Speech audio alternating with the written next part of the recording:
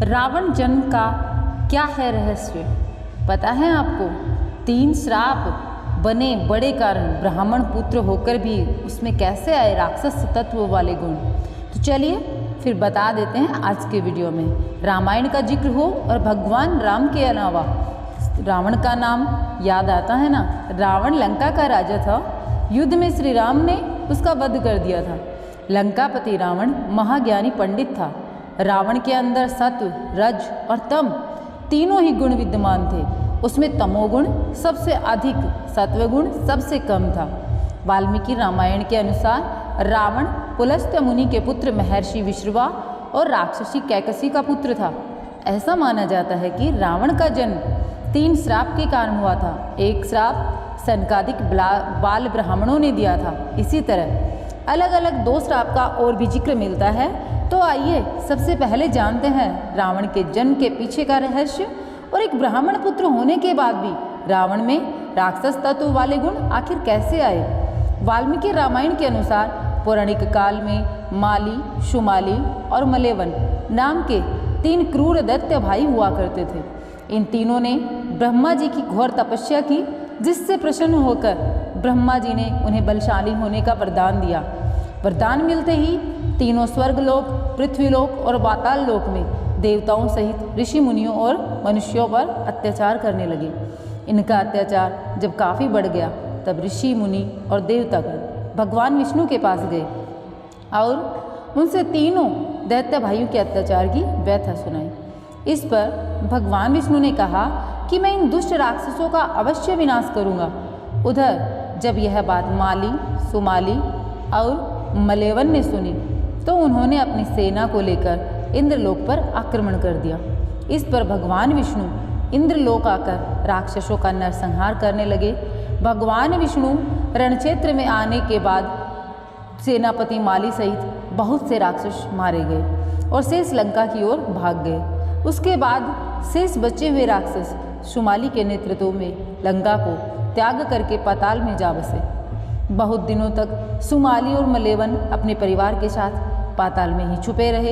एक दिन उन्होंने सोचा, हम राक्षसों को देवताओं के भय से यहाँ कितने दिन छुप कर रहना पड़ेगा। ऐसे में कौन सा उपाय किया जाए जिससे देवताओं पर विजय प्राप्त की जा सके। कुछ क्षण बाद उसे कुबेर जी का ध्यान आया। तब उसके मन में ये विचार आया, क्यों न वो अपनी पुत्री का विवाह ऋषि विश्रवा से कर दे, जिससे उसे कुबेर जैसे तेजस्वी पुत्र की प्राप्ति आसानी से हो जाएगी। इस पर शुमाली अपनी पुत्री कैकसी के पास पहुंचा और बोला, हे पुत्री, तुम विवाह के योग्य हो चुकी हो, परंतु मेरे भय की वजह से कोई तुम्हारा हाथ मांगने मेरे पास नहीं आता। इसलिए राक्षस वंश के कल्याण के लिए चाहता हूँ कि तुम परम पराक्रमी महर्षि विश्रवा के पास जाकर उनसे विवाह करो और पुत्र प्राप्त करो। राक्षसी होते हुए भी कैकसी एक धर्मपरायण स्त्री थी। इसके चलते उसने अपने पिता की इच्छा को पूरा करना अपना धर्म माना और विवाह के लिए स्वीकृति दे दी। और राक्षसी होते हुए भी वह एक धर्मपरायण स्त्री थी, इसलिए वह वहाँ पर इसके बाद विश्रवा से मिलने के लिए पाताल लोक से पृथ्वीलोक चल पड़ी। महर्षि विश्रवा के आश्रम तक आते आते कैकसी को शाम हो चुकी थी। आश्रम पहुंचकर कैकसी ने सबसे पहले महर्षि का चरण वंदन किया, फिर मन की इच्छा बताई। इस पर महर्षि विश्रवा ने कहा, हे भद्रे, मैं तेरी अभिलाषा पूर्ण कर दूंगा, किंतु तुम कुबेला में मेरे पास आई हो, अतः मेरे पुत्र क्रूर कर्म करने वाले होंगे। उन राक्षसों की सूरत भी भयानक होगी। महर्षि विश्रवा के वचन सुनकर कैकसी उनको प्रणाम करके बोली, आप जैसे ब्राह्मणवादी दौर मैं ऐसे दुराचारी पुत्रों की उत्पत्ति नहीं चाहती, अतः आप मेरे ऊपर कृपा करें। तब महर्षि ने कैकसी से कहा, तुम्हारा तीसरा पुत्र ही मेरी तरह धर्मात्मा होगा। महर्षि से विवाह के पश्चात कैकसी ने विभत्स राक्षसनूमी पुत्र को जन्म दिया, जिसके 10 सिर थे। उसका शरीर काला था, आकार पहाड़ के समान था।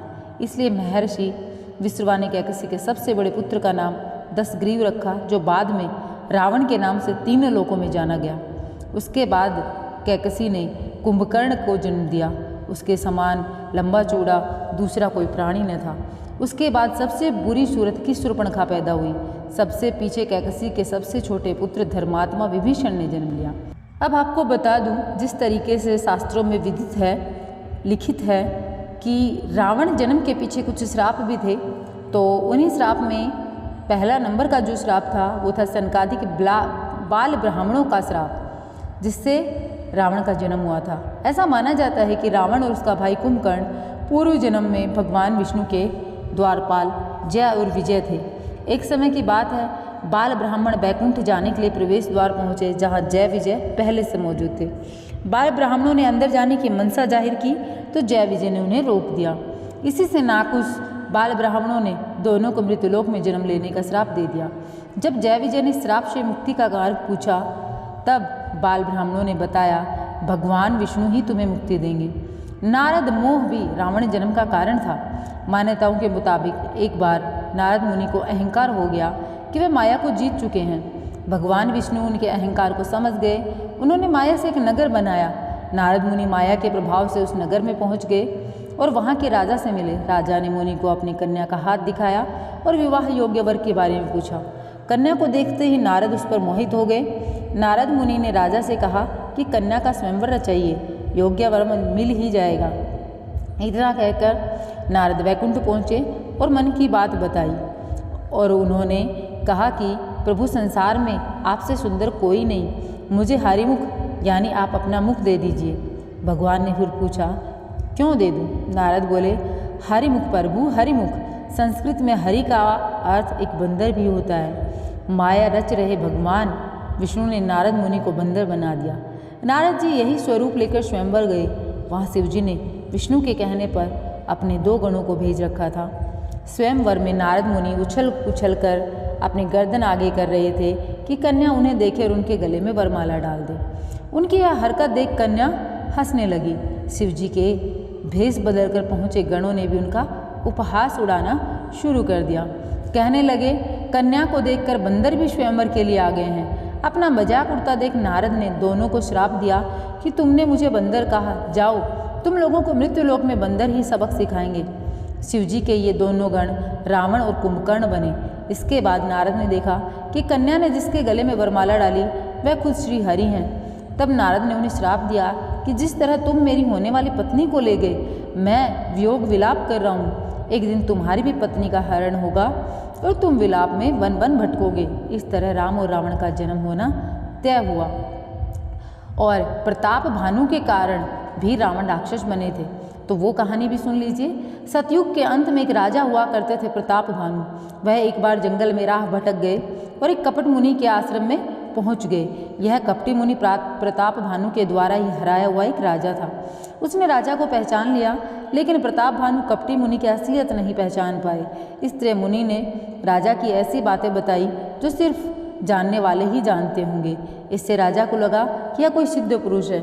राजा ने उससे चक्रवर्ती होने का उपाय पूछा। कपटी मुनि ने कहा, 3 दिन बाद ब्राह्मणों को भोजन कराओ, उन्हें प्रसन्न कर लो, उनसे आशीष से ही तुम चक्रवर्ती बनोगे। ब्राह्मणों को भोजन बनाने में खुद आऊँगा। 3 दिन बाद वह कपटी मुनि पहुँचा। राजा ने 1 लाख ब्राह्मणों को भोजन पर बुलाया। जैसे ही भोजन परोसा जाने लगा, उसी समय आकाशवाणी हुई कि भोजन में मांस मिला हुआ है, यह अभक्ष्य है। प्रताप भानु से नाराज ब्राह्मणों ने उसे कुटुंब समेत राक्षस हो जाने का श्राप दिया। यही प्रताप भानु रावण था। उसका भाई कुंभकर्ण बना और प्रताप भानु का मंत्री वररुचि विभीषण बनकर जन्मा। विभीषण को सिर्फ राक्षस कुल में जन्म लेने का श्राप था, इसलिए वह राक्षस होकर भी धर्मपरायण था। रावण के जन्म का ये संपूर्ण रहस्य था। इस तरह 3 श्राप के कारण एक रावण का जन्म हुआ। तो दोस्तों, आप लोगों को कैसी लगी ये कथाएं? रावण जन्म के पीछे के रहस्य कि एक रावण जो है वो ब्राह्मण कुल का होकर और किस तरह से उसके अंदर राक्षसों वाले गुण आए थे, किस तरह उसके अंदर ये सारे गुण आने के पीछे क्या कारण था और क्या कुछ हमारे शास्त्रों में लिखा हुआ है। तो आशा करती हूँ आप लोगों को ये वीडियो पसंद आया होगा। अगर ज़रा भी पसंद आया हो तो वीडियो को लाइक कीजिएगा और हाँ, चैनल पर पहली बार आए हैं तो चैनल को सब्सक्राइब जरूर कीजिएगा अगर अभी तक आपने नहीं किया है तो। इस चैनल पर आपको इसी तरीके की धार्मिक कथाएँ और अपने हिंदू धर्म से रिलेटेड बहुत कुछ देखने को मिलेगा। तो हमारी इस मुहिम को कामयाब बनाने के लिए, हमारे सनातन धर्म का प्रचार करने के लिए आप लोग एक कड़ी बने और चैनल को सब्सक्राइब जरूर करें। वीडियो को लाइक करें और कमेंट बॉक्स में जय श्री राम अवश्य लिखें। तो दोस्तों जय श्री राम, मिलती हुए एक नए वीडियो के साथ में। तब तक के लिए bye bye and take care. Thanks for watching. जय जय श्री राम।